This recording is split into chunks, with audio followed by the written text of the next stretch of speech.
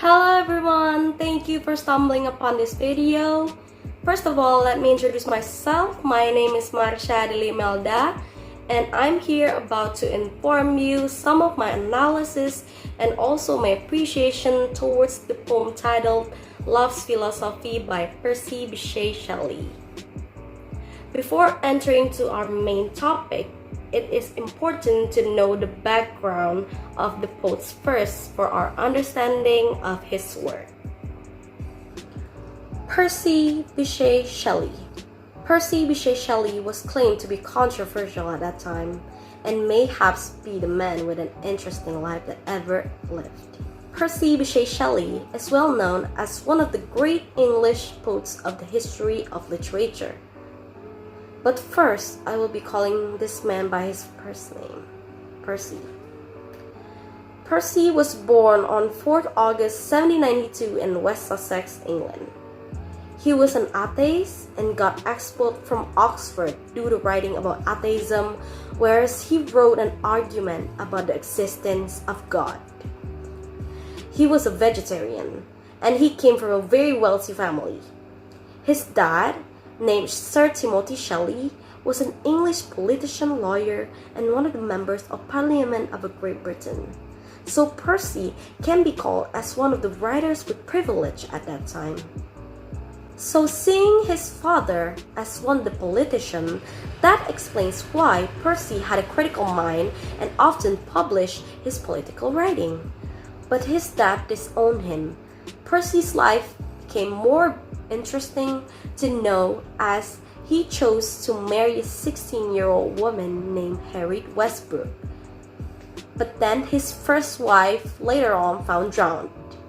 A few weeks later, after his first wife's death, Percy chose to marry a famous English novelist named Mary Godwin, who wrote a very well-known science fiction called Frankenstein. Percy's poem actually didn't get this much attention at that time. It was said that he started to gain attention because of his wife is a very famous author, and it is also said that she promoted her husband very well in the golden age of literature at that time. Percy wasn't just known to write a controversial political and atheism work, but he also dived into Romanticism. One of his romantic poems that became very famous and iconic until now is titled Love's Philosophy, which I will be explaining in a lexical way and not only appreciating but also analyzing each of the lines in the poem. But firstly, it is important to dive into the meaning of Romanticism itself. And why is Love's Philosophy becoming one of the ideal examples of Romanticism in poetry? As we all know, in general, Romanticism is a movement that changed the prevailing attitude of an individual experience towards nature, emotions, and an embrace of melancholy. To be more clear about the meaning of Romanticism, based on Merriam-Webster website, Romanticism is a literary, artistic, and philosophical movement originating in the 18th century. Characterized chiefly by a reaction against neoclassicism and an emphasis on the imagination and emotion, and it is marked especially in English literature by sensibility and the use of autobiographical material and exaltation of the primitive and common man, and the meaning itself can also be appreciation of an external nature and interest in this remote, and a predilection for a melancholy and the use in poetry of older verse forms. Shortly, Romanticism is an attitude, ideals, and feelings which are romantic and melancholy rather than realistic. Romanticism is the artistic movement concerned with the expression of the individual's feelings and emotion that is built with a simple language. And Love's Philosophy by Percy is one of the ideal examples of Romanticism captured in poetry. Why? Because Love's Philosophy emphasized the nature, feelings, and ideals of the world, and poems only use a simple and ordinary language, which is fulfilling the elements of Romanticism. Now moving on to the title. The word philosophy is such a heavy word to examine. The title indirectly tells the reader that the idea of love is sold to logic. It might be hard to understand, but love must have course in a certain way, such as life does with philosophy in it. Though there are many different views of philosophy, each of us lead a life with logic and have love to give to others with a soul of logic either. Now entering to the first stanza. The fountains mingle with the river, and the rivers with the ocean. The winds of heaven mix forever with a sweet emotion. Nothing in the world is single, all things by law divine, and another's being mingled. Why not I with thine? Now we look into the first to second line of the first stanza. The fountains mingle with the river, and the rivers with the ocean. Here, it describes the water motions from the fountains to the river and then the river to the oceans. Based on Oxford Dictionary, the fountain's meaning is a strong flow of liquid of another substance that is forced into the air. And in this stanza, the water movement from the fountain is going to a bigger place, which is to the river and into the ocean. The figurative language the writer is using here as a metaphor. It shows that the ocean usually has a feminine meaning in poetry. In French, the ocean is referred to feminine noun, la mer. So by including this image, the writer is in admiration of the woman he invert, and through the fountains mingle with the river, it is natural for him to be together with the woman he meant. And now entering the third and the fourth line of the first stanza. The winds of heaven mix forever with a sweet motion.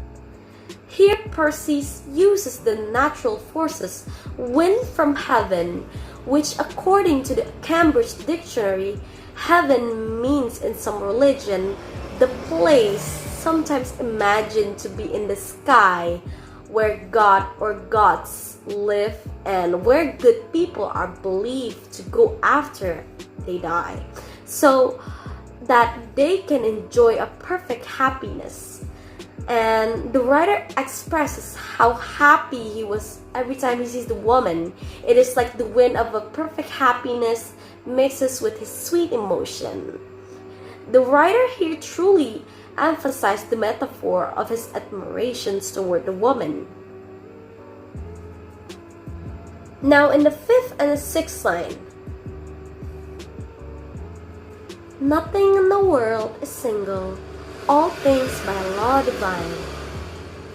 Again, in this line, the writer is clearly picturing that all of the things in the world, each of it has its own pairs.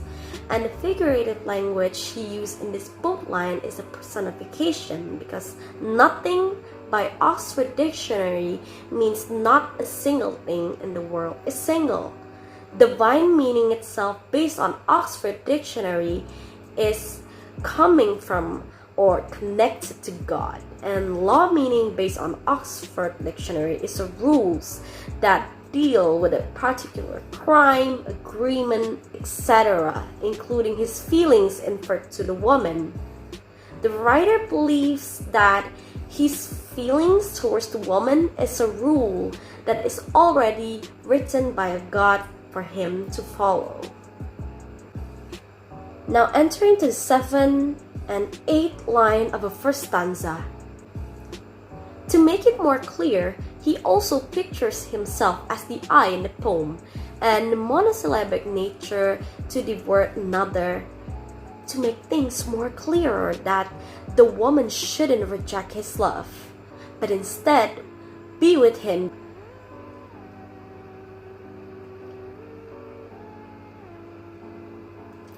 So the conclusion of the first stanza is that there are an exact imagery of the first person point of view and a natural mixing with the poet's feelings towards the beloved woman. It is addressed that through this first stanza here, it shows some tenderness, a nature living and world. Then he persuades to reach out the woman, but didn't expect the woman would reject his love. And he captured very softly through the last question of this stanza, why not I with thine?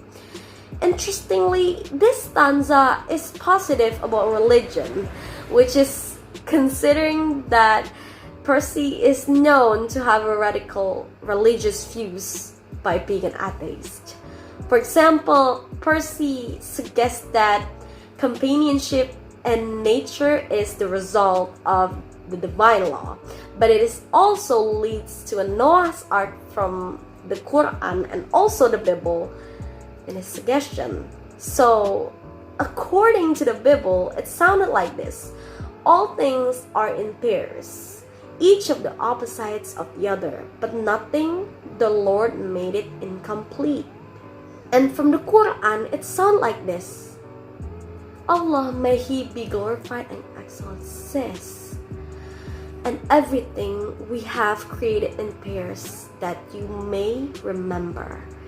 Even though it is contradictory to Percy's beliefs, this stanza sounds like he is inspired by the verse of the Quran and also the Bible. In conclusion, he is persuading his lover that their companionship is not only natural, but is pretty sure that it is divinely right, because everything in the world has its own pairs, and he believes that his pairs are the woman he referred to in this poem.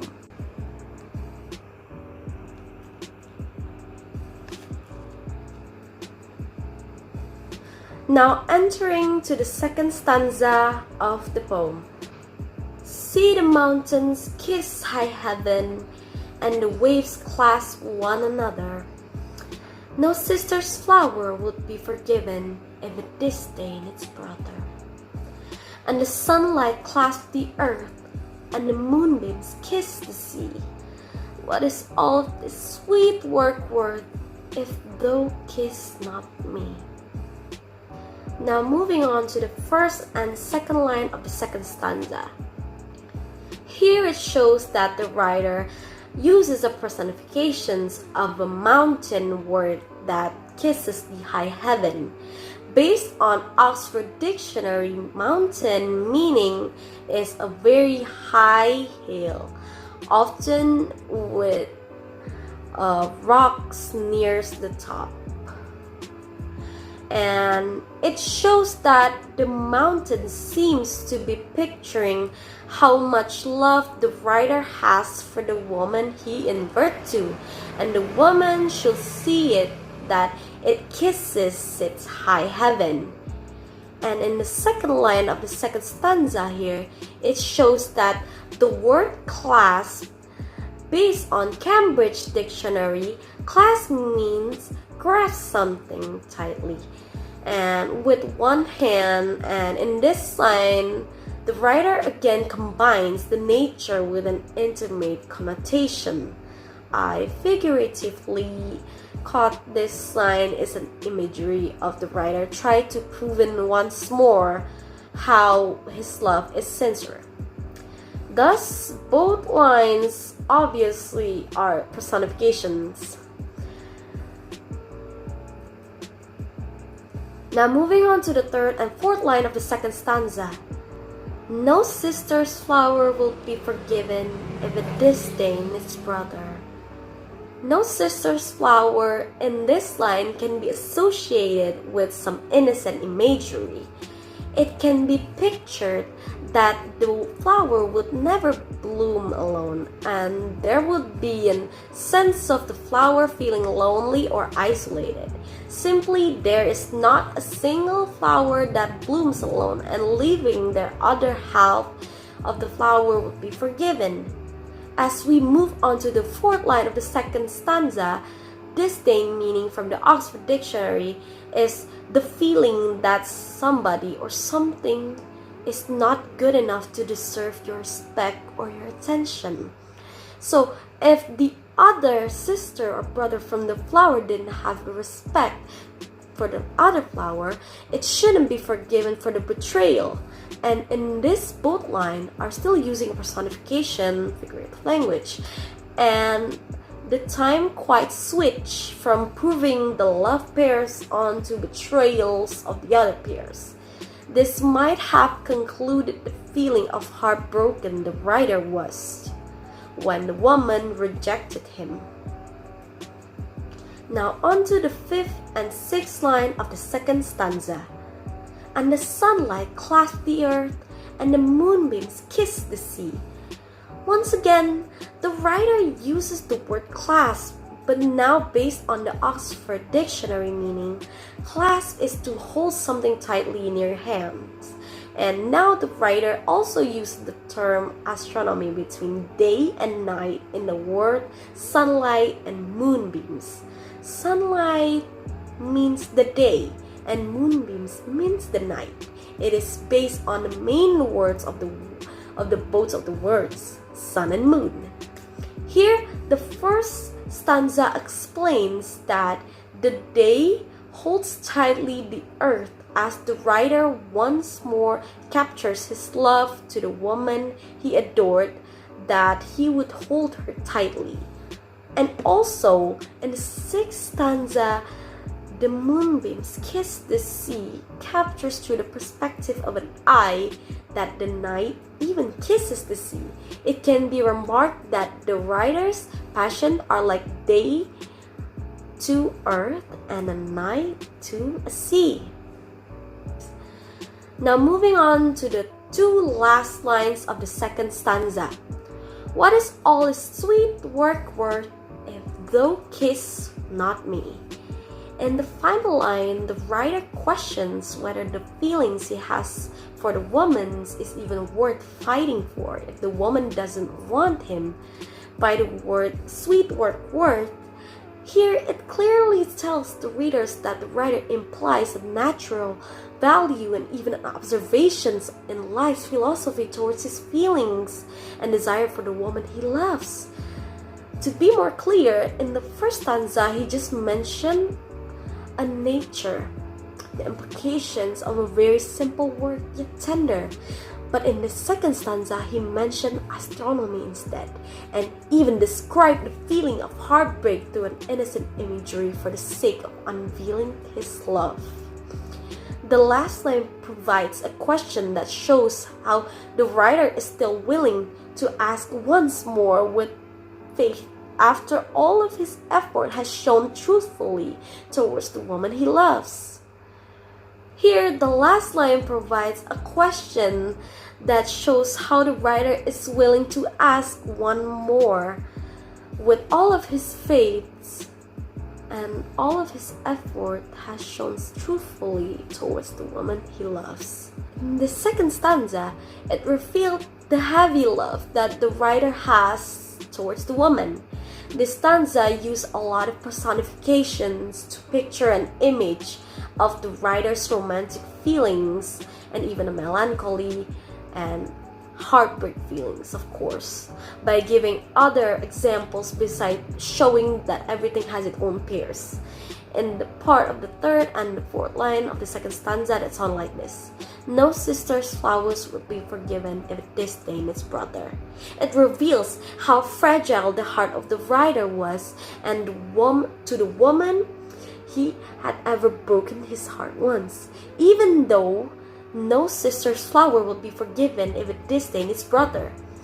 Based on an opinion by Michael Kaplan, who is an English lecturer at Nihon University, don't get confused by the word sister and brother here. Take that sentence, no sister flower will be forgiven if it disdain its brother, and verifies it like this: no flowers will be forgiven if it spurn a fellow flower. In other words, flowers must respect each other's. My own conclusion mixed with the opinion by Mr. Kaplan here that the writer hopes that he could be her lover, because it looks like the woman only views the writer as her brother. It is sort of a brother zone type of situation.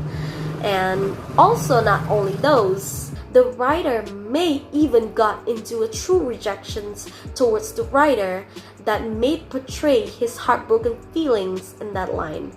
But instead of focusing on his rejection, the writer still has the guts to ask the woman with faith all of his belief of his true love. So the second stanza only includes another writer's idea of everything has its own pairs. But not only that, the stanza depicts the feelings of heartbreak too. Now entering to the idea of love's philosophy.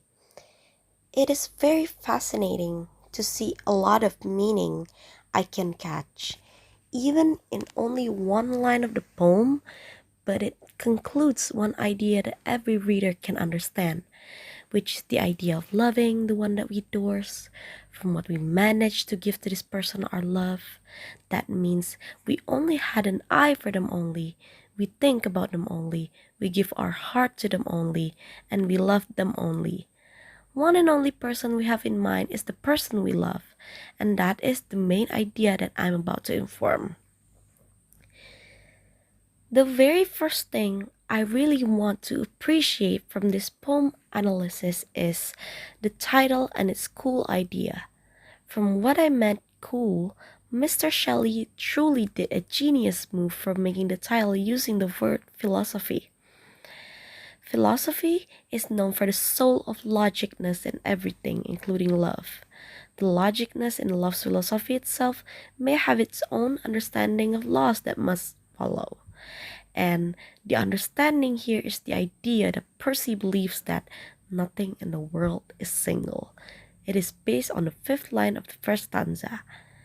Although it is incompatible with the Percy's belief, as we all know he is an atheist, then he mentioned in the sixth line that all things by a law divine. He believes that everything in the world is in pairs.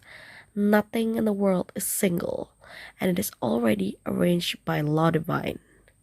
Simply, the idea of love in this is that the writer believes that he is meant to be with the woman he inverts to, and he is very sure that he is her pair. She should be with him.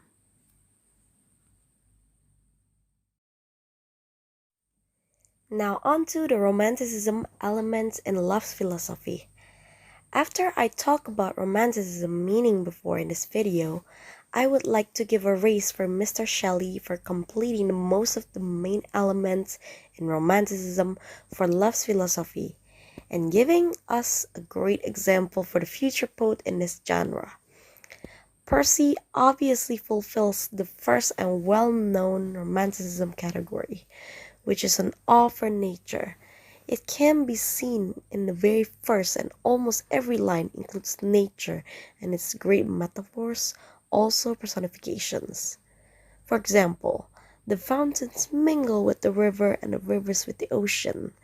Ocean is a feminine word in French, so the writer prefers the motion of the water from the ocean is as big as his feelings towards the woman. And the second element is emphasis on aesthetic beauty. This element is not just explores the theme around a woman, but also around nature as well. This matches the third and the fourth line of the first stanza that sounded like this. The winds of heaven mix forever with a sweet emotion. This line gives a great explanations of how the writer is happy every time he sees the woman. It is like the wind of a perfect happiness mixes with this sweet emotion. Third is concludes a spiritual and a supernatural elements. That said in the fifth to sixth line is nothing in the world is single, all things by law divine. It enters this category because the use of a word divine based on Oxford Dictionary, divine is coming from God or connected to God. And law meaning based on Oxford is a rule that deals with a particular thing, including his love. The writer believes that his feelings towards the woman is a rule that is already written by God for him to follow. Fourth is vivid sensory description. In this element, visual imagery and other sensory details is very much seen. Poets and other writers went beyond simply telling about things and instead gave the information readers need to feel, see, taste, or touch the object. For example, in the first and the second line of the second stanza, there are words see and class from these two lines. See the mountains kiss high heaven and the waves clasp one another. And lastly, the most obvious element in this poem that I can sense is the emotion and passion. The emotion is clearly captured, especially in the monologue part of the last line in the stanza. Why not I with thine? This is from the first stanza. It describes the emotion of disbelief that his love is unrequited by the woman he loves. Also, these two of the last line in the second stanza describe an emotion filled with passion towards the woman to clarify and prove to the woman that his love for her is very worthy. I'm aware that I already mentioned this before, but we're going into figurative language and love's philosophy. Here I repeat to focus on the figurative language that is used in this poem. In the first to second line of the first stanza, the figurative language the writer is using here is a metaphor. It shows that the ocean usually has a feminine meaning in poetry. In French, the ocean is referred to as a feminine noun, la mer.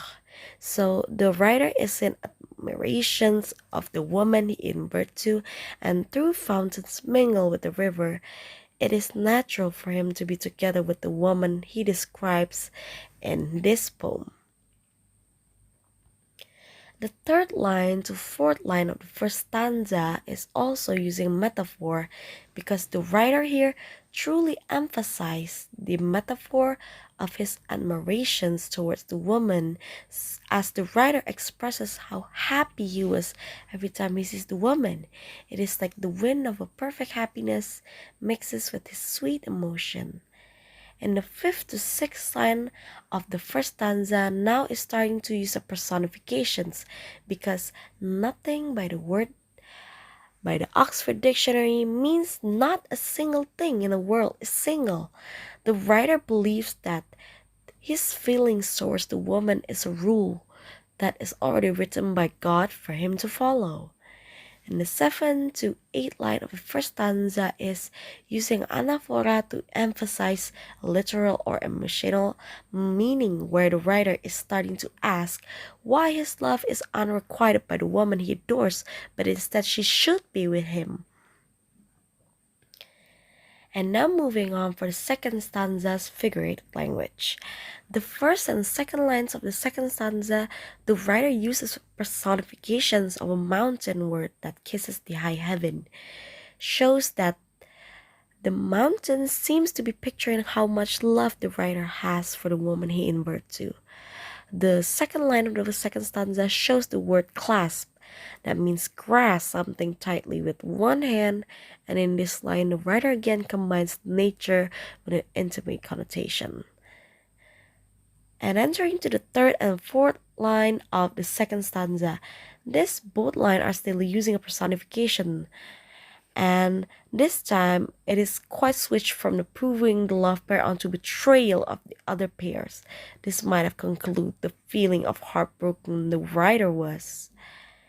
And the fifth and the sixth line of the second stanza is obviously using personifications, because the fifth stanza explains that the day holds tightly the earth as the writer once more captures his love to the woman he adores. And also, in the sixth stanza, the moonbeams kiss the sea, captures through the perspective of an eye that the night even kisses the sea. It can be remarked that the writer's passions are like a day to earth and a night to sea. Now on to the last line of the second stanza. This is the final line. The writer questions whether the feelings he has for the woman is even worth fighting for if the woman doesn't want him. By the word sweet worth here, it clearly tells the reader that the writer implies a natural value and even an observation in life's philosophy towards his feelings and desire for the one he loves. So the first line is clearly saying his sweet worth, so it is using a synecdoche, which means it is something that represents the entirety. The last line of the word kiss is using a symbolism, which means it uses an object or word to represent an idea, emotion, or belief.